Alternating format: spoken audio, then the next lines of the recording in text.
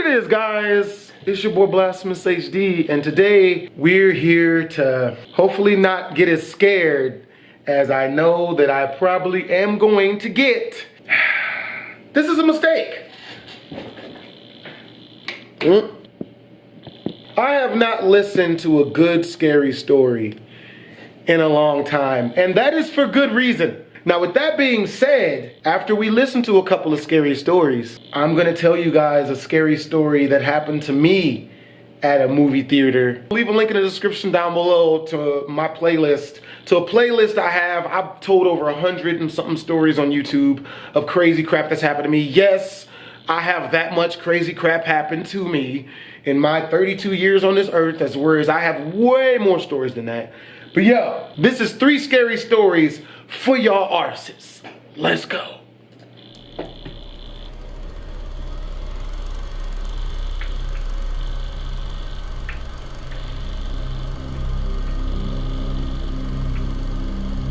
So the stories by Krylo. The stories are by Krylo, Eric, and Ryan M. I'm not gonna even try to pronounce that other one.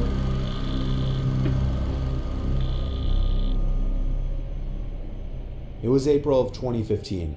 Me, my girlfriends, and my little brother, who was 9 years old, had gone to a small nearby movie theater on a Wednesday night to see the horror movie It Follows. We usually went late on weekends to get the whole theater to ourselves. It Follows is probably one of the scariest movies I've ever seen. Plus, I had off on Thursdays that semester. When we entered the theater, at first it seemed like we were the only ones inside, but then my little brother pointed somebody out. It was a man in a dark gray hoodie sitting in the top left corner seat in the theater. It was a little sketchy, but nobody would really give it a second thought. We picked upper middle row seats with a railing in front so we could put our feet up, and we each sat with an empty seat between us for more room. I know, that sounds weird to do with my girlfriend with me, but having my brother there made it a different story. I was sitting the closest to the edge, and therefore the closest to the one other guy in the room besides us. Within 5 minutes, the previews were over and the movie was starting. The lights in the theater dimmed to darkness, and the only light now was the light projecting from the screen. My little brother took out his bag of candies he snuck in and started to eat them obnoxiously loud. About 5 minutes into the movie, over my brother's loud candy wrapper noises, which we told him to stop for the record, I thought I heard a pretty loud sound come from above and behind us. I waited a few seconds to sneak a glance behind us, and saw that the guy that was sitting in the top corner had moved down a row, which was odd. But again, I didn't give it more than a second thought. Another 5 minutes later, when the movie was already starting to get interesting, I heard something from behind us again. I turned when I thought it wouldn't be too obvious, and again, the guy was a whole row closer to us. I leaned to my girlfriend and said while chuckling, "Don't look, but that guy keeps moving closer to the screen." She shrugged her shoulders and didn't even show interest in checking. I told myself if he did it again, then I would have a problem, and managed to get back into the movie. I'd say another 5 minutes later, without even hearing anything this time, I just turned around out of curiosity and saw the man a whole row closer, but this time he wasn't at the last seat of the row anymore. He was moved further down the row, closer to us. Now he was only 3 rows behind us. I nudged my girlfriend and she turned around. Then she looked at me and gave me a confused, concerned kind of look. She asked me if we should move, and I said definitely not. At this point, Excuse him? I wasn't able to pay attention to the movie anymore. Even though I was facing the screen, I felt like the man's gaze was hitting me in the back of the head. I told myself if he moves closer, I would turn around and firmly ask him what he was doing. But then I also thought, what if I'm looking too much into this? What if he's just a normal guy who happens to keep switching seats for a better view? Once more, I turned around, and the man was only 2 rows away from us now, closer to the center of the row, or rather directly behind us, and his head was just completely down looking at his lap. I didn't even bother to check what he was looking. Oh man, he's trying to beat off on y'all. Oh. He could have been looking at nothing. I literally opened my mouth ready to say something, but I was just too much of a coward. How the hell you get a girl if you that much of a coward, bruh? Like, dang, you could at least get up and leave or something. I was only 16 last year and pretty skinny. My little brother got up during a slow part of the movie to go to the bathroom. About a minute later, I turned to see if the man had gotten closer again, this time actually ready to say something. But I was shocked to see nobody behind us. It was completely empty. I told my girlfriend, and she said good. But then I stood up in pure fear, thinking of my little brother. Telling my girlfriend to wait there and running out of the room and into the... You stupid... You gonna leave the female, really, and go help your family? Homie got his priorities all the way messed up. I'm just saying. I saw the man in the gray hoodie entering the men's bathroom down the hall. Fearing for my little brother's safety, I ran down the hall toward the bathroom, opened the door, and saw the man literally on his knees peeking under the 2 stall doors. Then he looked at me, and at the same time, I heard my little brother call me from down the hall. I saw him waving me over in confusion. I ran to him, got my girlfriend out of the movie room, and we went to the front desk. The teen working the front ticket stand called the police, showed us and the cops the video footage of the man walking down the hall, and then we filed a police report. I'm just so grateful that my brother went to a different bathroom down the opposite direction of the hall. Because if he had been in there, even with my showing up to save him, I have no idea what would have happened. I'd have left his little ass. Hey, look, man. It's every man for himself. Hey. It's been over a year now, and the man was never identified. Back in 2008, Cloverfield was one of the biggest movies of the year, and I desperately wanted to see it. Most of my friends had already gone to see it, which upset me, given that I didn't want to be seen going to the movie theater alone. However, I didn't have work or school on Thursdays, so on Wednesday night, I figured I could get away with going alone to one of the small theaters nearby with a screening of the film at 9:30, since I knew it would be quiet. Well, I showed up, bought a ticket, and immediately realized the entire building was dead. I entered the theater, and much to my surprise, there was not a single person in there. There were 2 large sections of seats in the theater.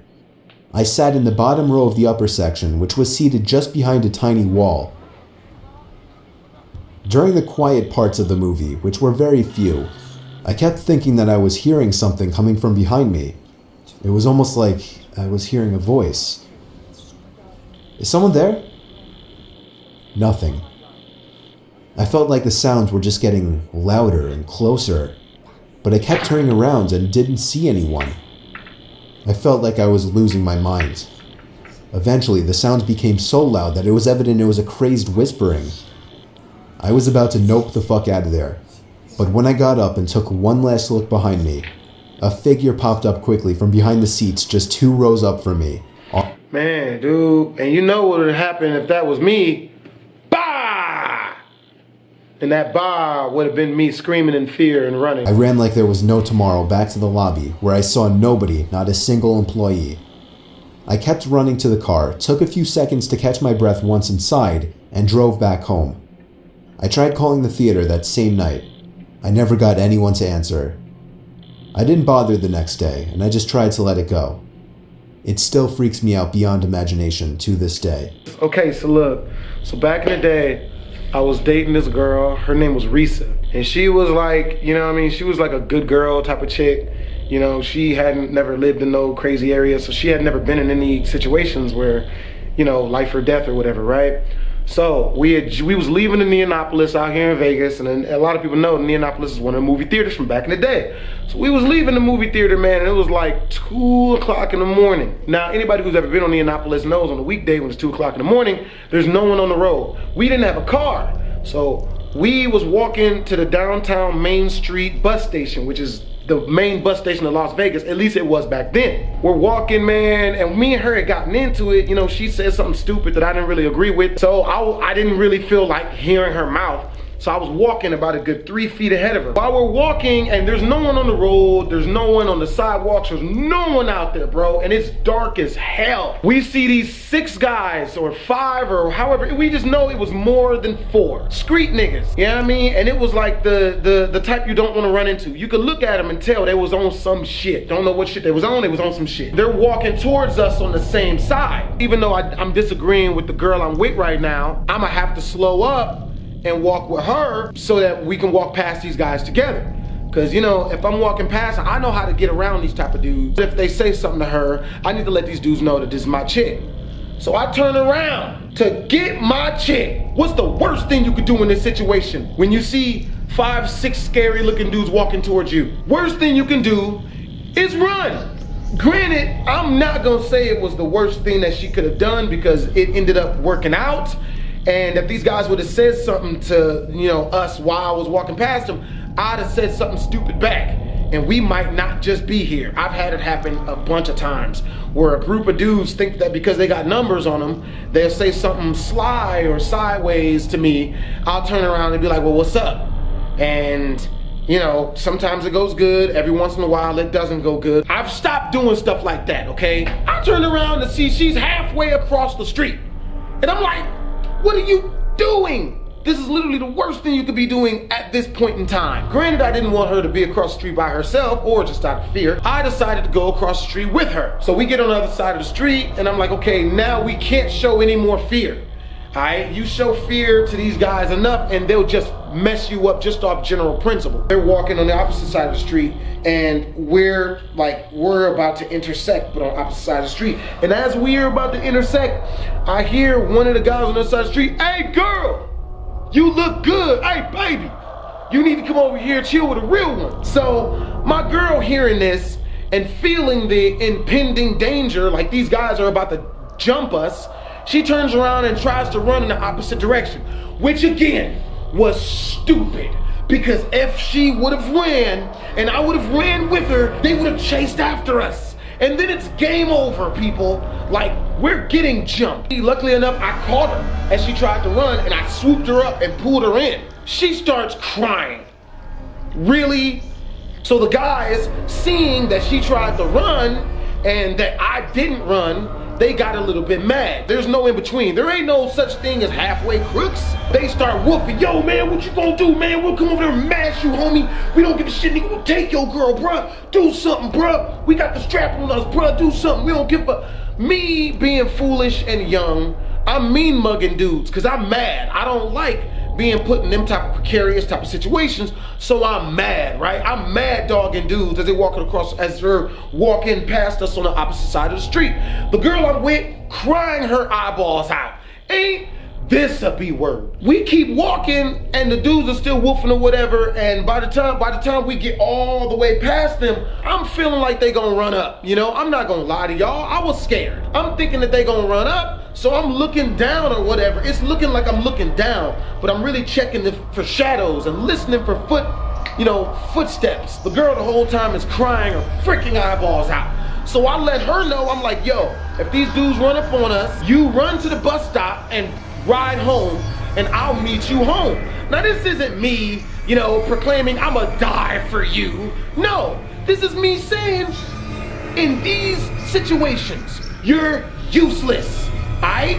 If these dudes run up on us and they jump us, 2 or 3 dudes, I might have a sizable chance of defending myself against. Now there's 4 or 5, so this might not go good, but I'll tell you, I like my chances a whole lot better when I ain't gotta worry about whatever's happening to this useless female I was with at the time. I'm not gonna say she was useless because she was a cool chick, but damn it, come on, bro, like, you know what I mean? Like, at least hold your fear in like I am. Like, come on, bro, like, I'm here, like, you know what I mean? So, you know, I was just telling her, yo, run to the bus stop and catch the bus home and I'll meet you home later. You know what I mean? I can hit the afterburners. I got way more options. I've gotten away from groups of people with cars before. So, you know what I mean? Like I can, you know what I mean? I got way more maneuverability without having to worry about this chick who's gonna run out of breath and not be able to hop a gate and probably start crying. You know what I mean? And then if I'm getting jumped, she gonna stand there and cry and then just get beat up too. So luckily enough, the dudes did not run up. We ended up getting to the bus stop and we got home, you know, and of course we ended up breaking up. Not after that, it was like 2 or 3 years later. So needless to say, we got home safely, but you know what I mean? Like it was a very, very, very dangerous situation because if I had handled it differently, we would have gotten jumped. If I would have ran with her, we would have gotten jumped. It's the, you know, hood whack niggas and I say hood whack because I mean, you know what I mean? Like only whack niggas need to jump a defenseless couple at night, yeah, at 2 o'clock in the morning when there's no one on the road and we ain't did nothing to them except for, you know, like, be afraid because they are walking and acting like they're gonna do what they ended up doing, you know what I'm saying? So, you know, we ended up getting out of Dodge or whatever, man. We ended up getting home safe and everything was cool. And, you know, like I had to console her the whole time we were walking because she was crying her eyeballs out. That's all she did. How you gonna cry out of self-defense, bruh? So that's what made me mad, man. I was like, bruh, really? Come on, son. But yo, hope you guys enjoyed the video. You know, if you did, make sure to comment, like, and/or subscribe. This is your boy BlastphamousHD. There's also a link to the playlist in the description down below that leads to a playlist of crazy stories that I've had happen to me in my life. This being one of them, but I've never told this one on YouTube. Twisms!